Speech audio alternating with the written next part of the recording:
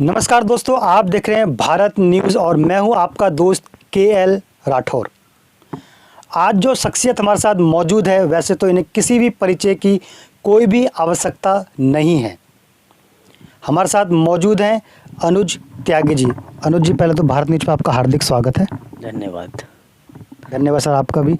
अनुज जी, जैसे कि हमें पता है कि आप जो हैं नीचे जो लोग हैं निचले तबके पर, उनके लिए बहुत मेहनत कर रहे हैं और एज ए सोशल वर्कर अगर मैं कहूँ तो बच्चे हों, महिलाएं हों, लड़कियां हों, युवा हों, उन सभी के लिए आप इंदिरापुरम के अंदर लगातार पिछले काफ़ी लंबे समय से काम कर रहे हैं।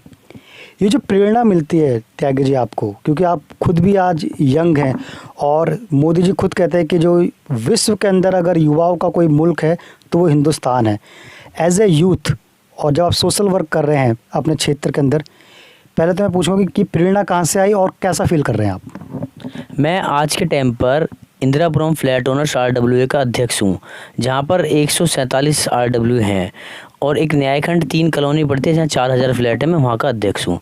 तो मेरे साथ लोग जुड़े हुए हैं, प्रशासन जुड़ा हुआ है, तो जैसे काम करने का क्षमता तो वहीं से मिलती है और काम करते भी रहते हैं इस तरीके से। जैसे कोई समस्या होती है उसको हम फेडरेशन के थ्रू प्रशासन पर रखते हैं या DM से कराना होता है, या संगठन से भाजपा से भी जुड़े हुए हैं तो भाजपा के संगठन से भी लोगों को काम कराने की मदद करते हैं। जैसे कि आपने कहा कि आप फ्लैट से भी जुड़े हुए हैं, भाजपा के संगठन से भी जुड़े हुए हैं और प्रेरणा भी आपको लोगों से मिलती है। अच्छा, मैं ये जब इंदिरापुरम के अंदर आता हूँ तो मैं देखता हूँ कि जो रोड की जो हालत है वो बहुत ठीक नहीं है यहाँ पर।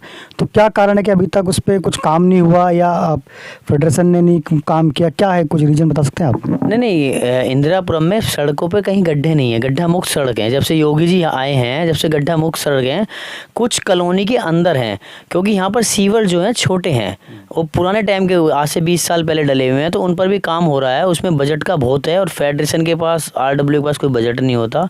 वो प्रयास कर रही है अपने लोकप्रिय विधायक सुनील शर्मा जी से या लोकप्रिय सांसद हमारे VK सिंह जी के थ्रू कुछ काम करके बजट आए और वो काम हो सके। तो क्या हम ये माने कि आने वाले समय में ये जो आपने कहा कि जो कॉलोनियों में जो रोड पे जो गड्ढे हैं, क्योंकि मेन रोड पे गड्ढे आपने कहा कि नहीं नज़र आते, कॉलोनियों में जो गड्ढे हैं इनके लिए भी समाधान जल्दी हो जाएगा?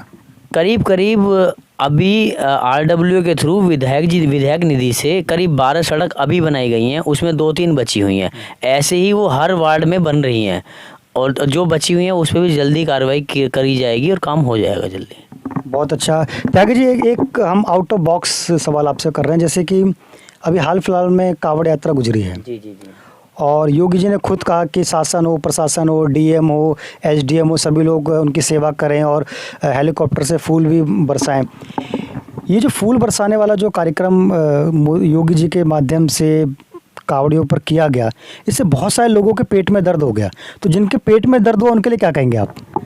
अब देखिए, ये तो सब भगवान का काम है। ये योगी जी जो कर रहे हैं, हमारा भी चौथा कावड़ कैंप लगा है और मैं आपको बता दूं, चौथा 2 साल से हो नहीं रहा था। इसमें प्रशासन पहली बार इतना एक्टिव दिखाई दिया है। पुलिस टीम लगी रही है, ADM जो यहाँ के हैं प्रशासन, वो हमारे टच में रही है। चाहे दवाई की सुविधा हो, चाहे कैसी हो, वो योगी जी के माध्यम से होती रही है। और जिनके पेट में दर्द हो रहा है उनको होने दीजिए दर्द से, उससे कुछ नहीं फर्क पड़ता है। तो जिनके पेट में दर्द हो रहा है, जैसे कि अभी हाल फिलहाल में मैं अगर कहूँ, जो कांग्रेस के जो कार्यकर्ता हैं उन्होंने इस बात को लेकर के बड़ा मुद्दा उठाया और नेशनल मीडिया पे और नेशनल चैनल्स पर भी इस पे काफ़ी लंबी चौड़ी डिबेट हुई कि नमाज पे आप रोक लगाते हैं और कावड़ियों पे आप फूल बरसाते हैं। नमाज जो है वो हर हफ्ते पढ़ी जाती है और कावड़ तो साल में एक ही बार आ रही है ना। और अभी मैं कांग्रेस की भी बता देता हूँ, कांग्रेस के कार्यकर्ता यहाँ बचे ही नहीं हैं। हमारे जो यहाँ के यशस्वी महानगर अध्यक्ष हैं संजीव शर्मा, उनके थ्रू काफ़ी कांग्रेस वाले भी BJP ज्वाइन कर चुके हैं। तो वहाँ कार्यकर्ता ही नहीं है तो अब क्या कोई पेट में दर्द होगा किसी के? मतलब आपने कहा कि ना कार्यकर्ता बचा, ना पेट में दर्द बचा ना पेट में दर्द बचा। बहुत बढ़िया। अच्छा त्यागी जी, एक चीज़ और, जैसे कि अभी हाल फिलहाल जिस तरीके का माहौल देश के अंदर चल रहा है, राजस्थान के अंदर कन्हैयालाल की हत्या हो जाती है, दिल्ली के अंदर जिस तरीके का माहौल बना, और भी और कई जगह पर, ये जो अभी अगर आपने न्यूज़ चैनल देखा होगा तो जो सर धर से कलम करने वाला जो कॉन्सेप्ट है, उसकी धमक दिल्ली के अंदर भी आ गई। एक व्यक्ति ने उसकी FIR भी दर्ज कराई पुलिस को लेकर के। आप उत्तर प्रदेश में बैठे हुए हैं, योगी सरकार है यहाँ पर, योगी जी देश के अपना प्रदेश के मुख्यमंत्री हैं, क्या यहाँ के लोगों को इस चीज़ का डर नहीं लग रहा? नहीं जी, हम पूरे उत्तर प्रदेश इस टाइम हिंदुस्तान में, पूरे हिंदुस्तान में सबसे सुरक्षित प्रदेश है योगी जी के राज्य में, तो यहाँ किसी के धड़ कलम का कोई डर नहीं है। तो अच्छा, यहाँ उल्टा तो नहीं है कि जो ये धमकी दे रहे उनको डर लग रहा हो? अब वो तो धमकी वाले जाने, इस बारे में तो वही बता सकते हैं। वैसे मोदी जी का, योगी जी का तो एक ही वो है कि सबका साथ सबका विकास। सबका साथ सबका विकास, त्यागी जी। अच्छा, एक चीज़ बहुत हलचल में रही आज, क्योंकि आप हिंदू हैं और आज की डेट में पार्टी बीजेपी की केंद्र में है, प्रदेश में योगी जी बैठे हुए हैं और राष्ट्र में मोदी जी बैठे हुए हैं। मोदी जी के होते हुए, योगी जी के होते हुए भी क्या हिंदुओं को डरने की ज़रूरत है?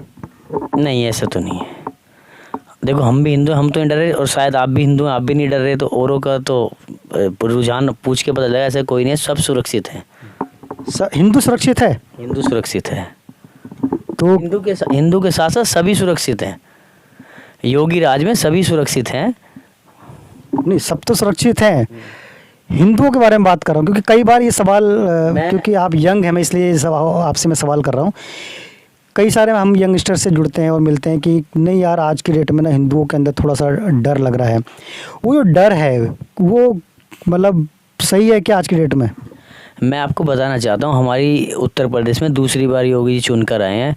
इन 5 सालों में, पिछले 5 सालों में आपने कोई झगड़ा नहीं देखा होगा, कोई फसाद नहीं देखा होगा, कहीं कर्फ्यू लगता हुआ नहीं देखा होगा। उससे पहली सरकारों में बहुत होता था। तो सुरक्षित हैं जब तो नहीं हो रहा ये। अच्छा, चलिए, आप करें सुरक्षित हैं, आप इंदिरापुरम में बैठे हुए हैं, यहाँ पर बच्चियाँ कितनी सुरक्षित हैं? यहाँ पर तो बच्चे सब सुरक्षित हैं, ऐसा कोई केस नहीं आया हमारे उसमें। भाई RWA के थ्रू भी, और वैसे भी कोई और आप पत्रकार हैं, आपको अगर ऐसा कुछ होगा तो आपको वैसी जानकारी मिल जाएगी। इसीलिए मैंने ये सवाल पूछा आपसे, क्योंकि हम देखते हैं कि एक वक्त था जब यहाँ की जो एक छवि थी बिल्कुल अलग थी। आज की डेट में इंदिरापुरम के अंदर, या गाजियाबाद हो, इंदिरापुरम हो, जब से योगी जी की सरकार बनी है, ये मेरा अपना अनुभव भी है, चाहे वो बच्चियां हो, महिलाएं हो, मैं खुद भी यहाँ आता हूँ, देखता हूँ, तो चाहे वो ऑटो से जा रही हैं या वो स्कूटी से जा रही हैं, एक अलग तरीके का माहौल जो कि अब से 6-7 साल पहले नहीं था, जब प्रदेश में योगी जी की सरकार नहीं थी। ये जो बदलाव आया है, ये जो आत्मविश्वास आया है, इसमें क्योंकि लोकल लोगों का बहुत बड़ा योगदान होता है, आप यहाँ के लोकल भी हैं और RWA में आप जुड़े हुए हैं, किस तरीके से ये बदलाव आपके माध्यम से लोगों के अंदर आया है? देखिए, इसमें सबसे ज़्यादा प्रशासन की अहमियत होती है। अगर प्रशासन इस तरीके साथ ना दे तो हम और आप कुछ नहीं कर सकते।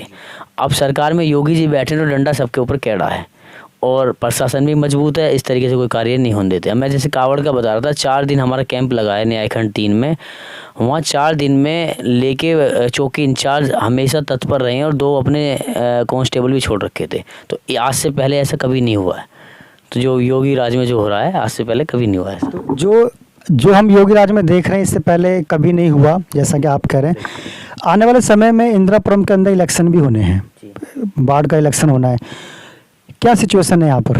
देखिए, जिस वार्ड में मैं रहता हूँ, वार्ड 87 लगता है। मेरा निवास ज्ञानखंड 4 में है, 183 बी, और न्यायखंड 3 की मैं RWA का अध्यक्ष भी हूँ।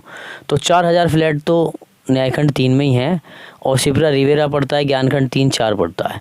जो वैसे कार्य होते हैं जो हमारे लायक होते हैं, जैसे पार्क की, आज भी पार्क की कटिंग हो रही है, तो वो RWA माध्यम से करा देती है।